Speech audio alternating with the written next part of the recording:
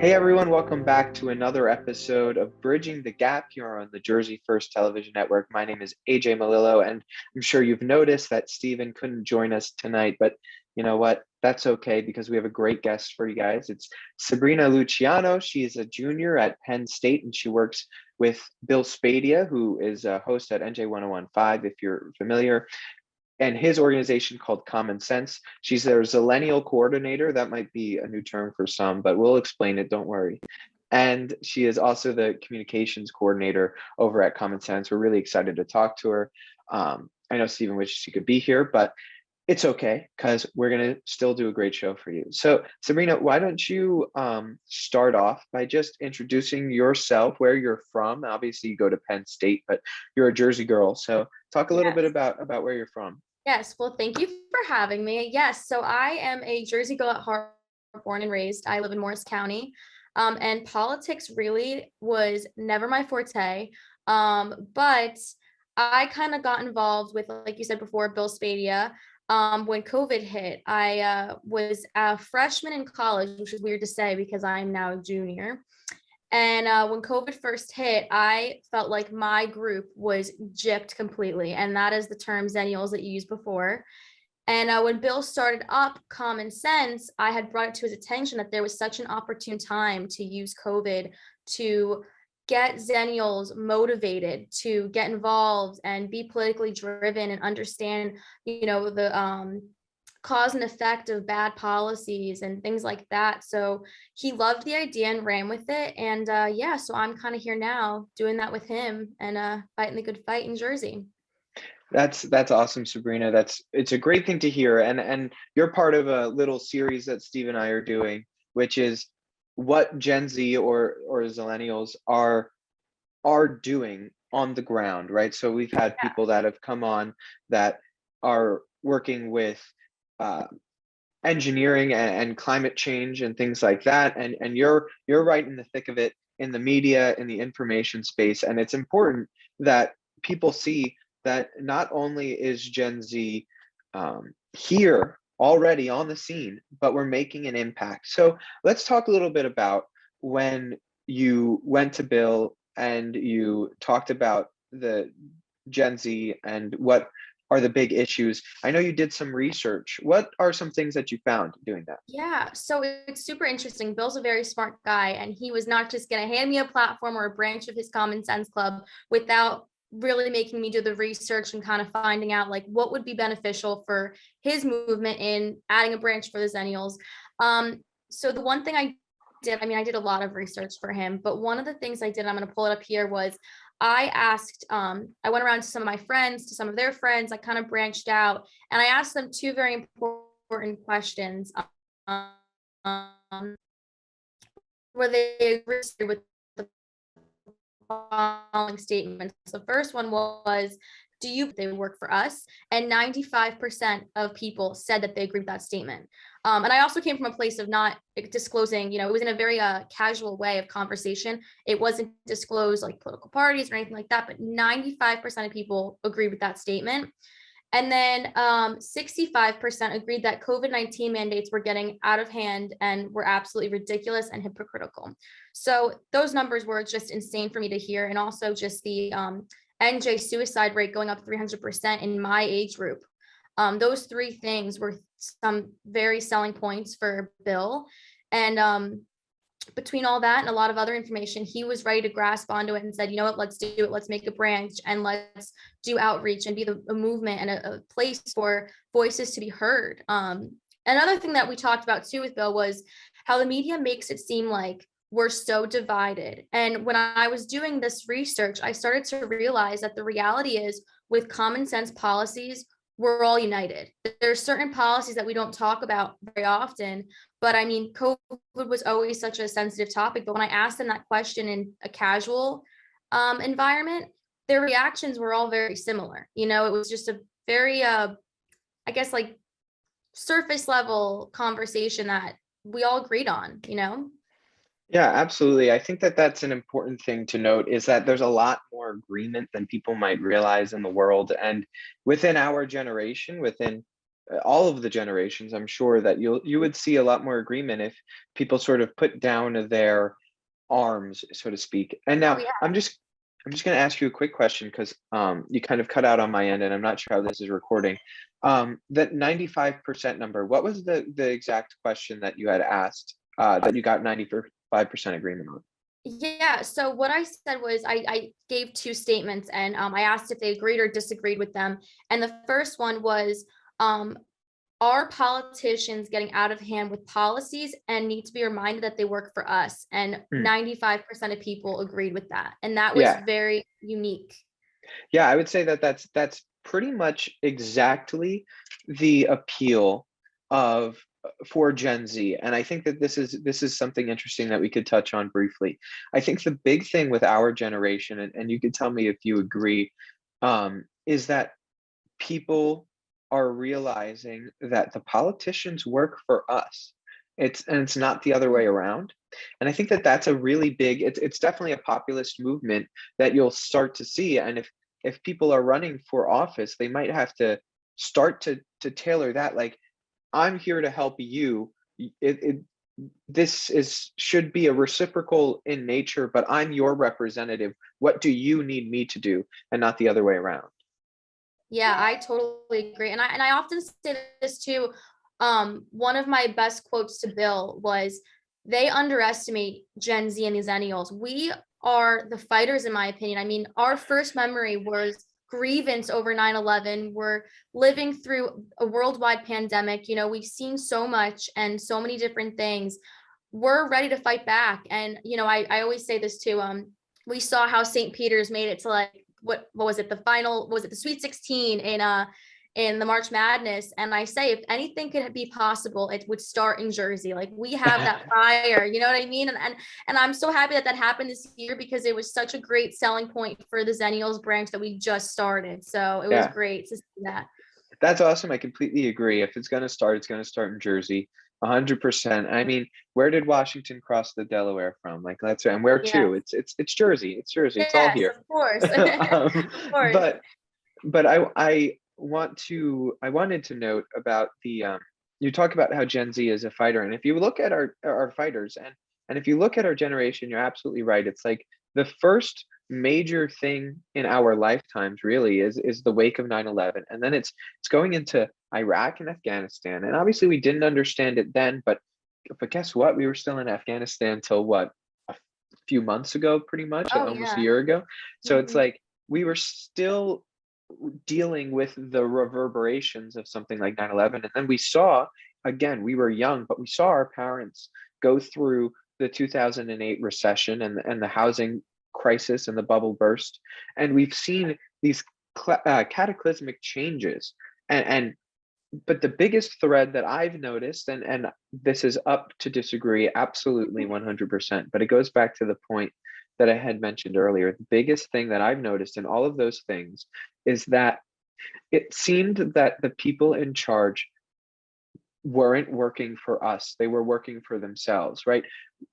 Why did we go into Iraq? Why did we, what happened? What was too big to fail during the recession? And then COVID happens, like you've mentioned it, and 95% of people agree that these people are going overboard, and they're forgetting who they're serving.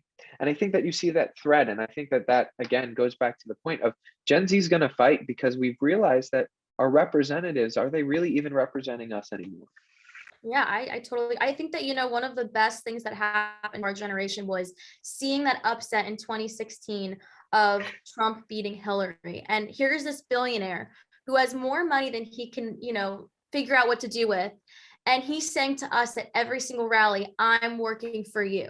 Those were his keywords, I'm working for you. And constantly hearing that and seeing that upset and seeing the American people rise and going to the voting booths that year, and, you know, making their voices be heard. That was something to watch and realize, if Trump, a billionaire, is working for us, then our local government, our, governors, our, Congress people, they all are working for us.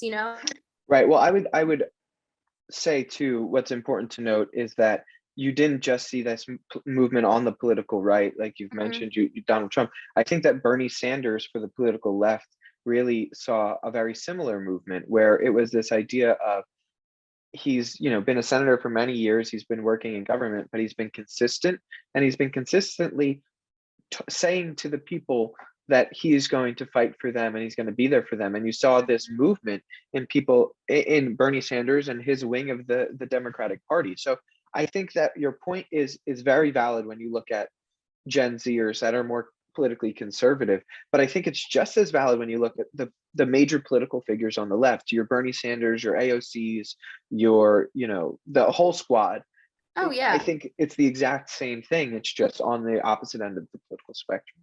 Yeah, I definitely think specifically AOC, I think she does an amazing job of reminding people that, she went from being a bartender to, serving in Congress, and she works for her people, her constituents. And that's something that she's very good at, and connecting to all the people that she's working for very efficiently, it's just great to see. But I definitely think that our generation is more keen in understanding that these politicians who we vote in really is supposed to reflect our morals and what we want to see happening in government, which is I abs- great.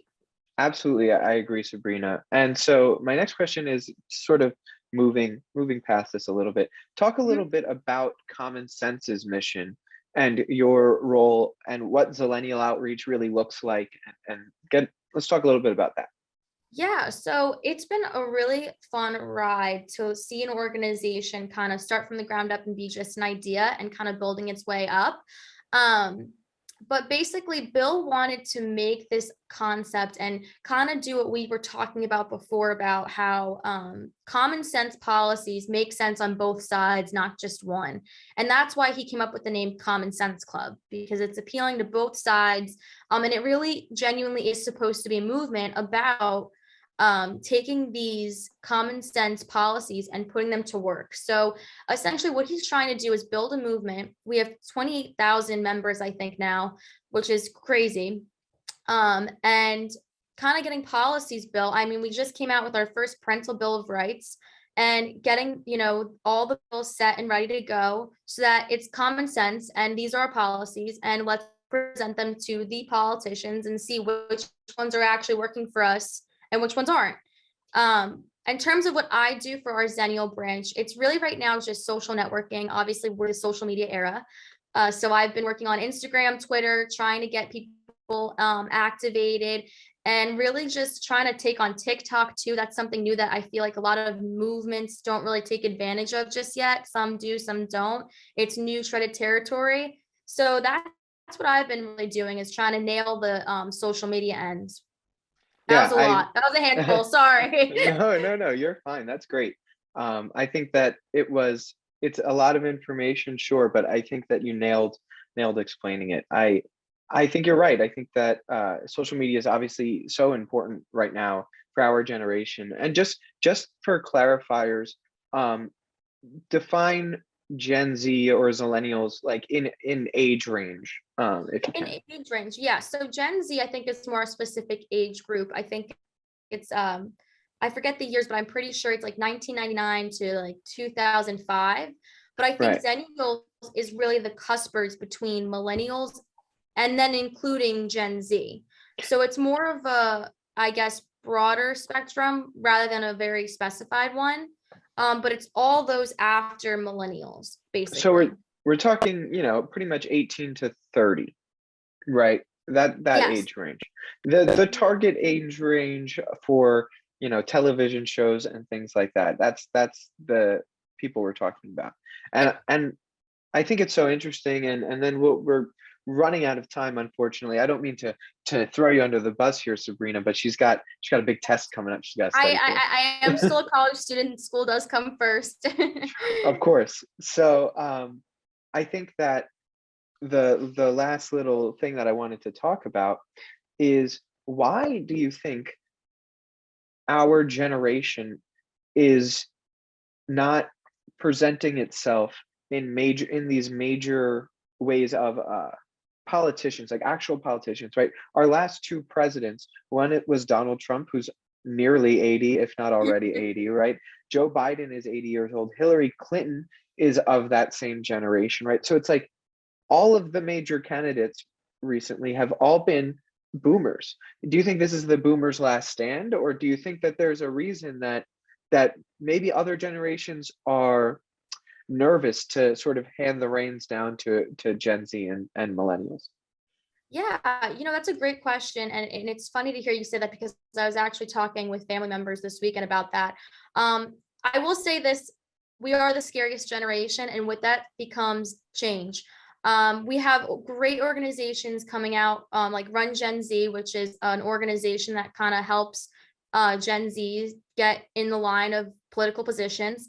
But we really are going to start seeing that change a bit. I think that with more information coming out with COVID and seeing how we were kind of scammed in some policies has really affected all of us. I mean, we lost a full year. I mean, I was a freshman and couldn't do many college things. Now I'm a junior and I feel like I'm still mentally at a freshman social level. So I think having all that is really putting the yield sign on a lot of us in what's going on in government, and really was a flashlight to all of the hypocrisy and things going on. And because of that, I think we're going to start seeing a lot of Gen Z taking positions in political seats. And maybe even not that, but just being a political push. Yeah, I completely agree with you, Sabrina. And I think that it's funny you mentioned Run Gen Z, because we are currently in talks to book them in a future episode, and also we're trying to get Run for Something, which is a similar organization but for the other end of this political spectrum. So we're trying to get them both on the best we can. And also I think you're right. I think we're going to start to see a push, and it's so interesting that you mentioned that you feel like you're 2 years behind and you're still like socially more like a freshman in college and a junior in college. Because Stephen and I, over the pandemic, or right before the pandemic, we both turned 21, and then the pandemic hit, and it was like, oh, yeah, that's hard. yeah. So it's like the pandemic hit and we're behind, and now we're going out again and we're going to these bars and things, and it's like, oh well, we're 2 years behind of everything, but you know what, we're still having fun, and that's all that matters. But yeah, okay. exactly. So Sabrina, I know you have to run, so I'm going to ask you 2 final questions. One, softball, super easy, I promise you. The second one is the hardest question of the interview. Okay. Okay, so the first question is, people are interested in you, in what you do with Common Sense Club and Zillenials. Where can they find you? Where can they find the Common Sense Club? And where can they find the Zillenials outreach social medias? Yeah, awesome. So we have a website. It's commonsenseclub.org, and that's going to have everything from our merch to what our next bills are going to be, to where Bill Spadea is. And then there's our social media. We have a plethora of social medias, and it's basically, if you type in Common Sense Club NJ or Common Sense Club into any Twitter, Instagram, or Facebook, you will find us. And in terms of Zillenials for Common Sense on TikTok, Twitter, and Instagram, find our handles. Was that too fast? Should I slow it down? I think that you should just go over the handles one more time so that people really get it. Okay. So it's Zillenials for Common Sense on TikTok, Instagram, and Twitter. And then for Common Sense Club, which is our older branch, it would be Common Sense Club New Jersey on Instagram, Facebook. Oh, I'm sorry. Let me redo that. It's Common Sense Club on Instagram, Facebook, and Twitter. Awesome. There we Perfect. go. Okay. So now you're ready. This is it. This is the hardest question. I want you to be fully prepared. Okay. You're a Jersey girl. I'm a Jersey guy. And this is a tough question. We ask this to everybody. Don't worry. You're not the first. You won't be the last. Jersey is known for some pretty awesome people, particularly some pretty awesome musicians. But when it comes down to the nitty gritty of the real Jersey debate, it's between 2 men. Oh, no. The boss, Bruce Springsteen, and John Bon Jovi. Now, I'm going to ask you to pick which one you would prefer to listen to. Like, you're driving home from Penn State, you got to get in the Jersey mood. Who are you throwing on? And if it's really neither of them, I'll let you pick one and then pick another Jersey icon that you might like a little bit more. Yeah, I'd have to say Springsteen. Okay. I do feel he's the best. But I have to say this, and this is probably, I know you said you were from South Jersey, but I'm just gonna have to put this in there. It's Taylor ham. It's not pork roll. Oh no, that's it. We're cutting this short. We're cutting this off right now. It's not getting aired anymore, Sabrina. I'm sorry. No. Okay, so Bruce Springsteen. So Steven, I'm sure wishes he was here. He's the Springsteen guy, the two of us. I'm so sorry No. to disappoint. That's 2 in a row. I guess I'm two. I got 2 strikes. I can't get a 0 third. for 2, exactly. No, you know what? It was a great interview. So basically what happened was, it seems like you hit a grand slam in the first at bat, but then you struck out the rest of the game. But it's fine. You made up for it with the first hit. So it was a pleasure talking to you, Sabrina. Hopefully we could do this again soon. Good luck on your exam. Thank you. We'll chat soon. And to everybody else, thank you for tuning in to another episode of Bridging the Gap here on the Jersey First Television Network, and we will see you next week.